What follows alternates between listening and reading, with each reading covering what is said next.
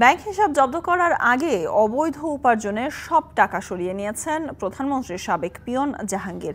Bangladesh bank তার bank হিসাব জব্দ করার 1 মাস আগেই টাকা সরিয়ে নেন তিনি।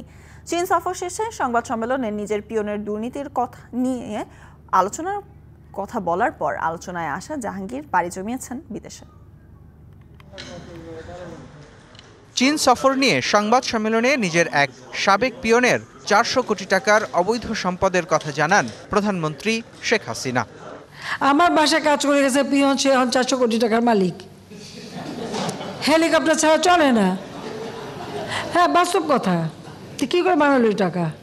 যখন আমি জানছি তাকে বাদ দিয়ে তার কার্ডটা সব সিজ করে সব আমার ব্যবস্থা আমি নিচ্ছি। এরপর আলোচনায় আসেন জাহাঙ্গীর আলম, যিনি একসময় প্রধানমন্ত্রী শেখ হাসিনার ব্যক্তিগত কর্মচারী ছিলেন। সোমবার তার সব ব্যাংক হিসাব জব্দের নির্দেশ দেয় কেন্দ্রীয় ব্যাংক। নগদের কাছে সব গ্রাহকই প্রিয়, তাই তো সারা দেশে ক্যাশ আউট চার্জ সবচেয়ে কম। তবে ব্যাংক হিসাব জব্দ করার আরও প্রায় 1 মাস আগেই তার সম্পর্কে তথ্য জানতে চায় বিএফআইইউ। তা জানতে পেরে তখনই সব অর্থ সরিয়ে নেন জাহাঙ্গীর। তার কয়েকটি ব্যাংক হিসেবে সামান্য কয়েক হাজার টাকা অবশিষ্ট আছে।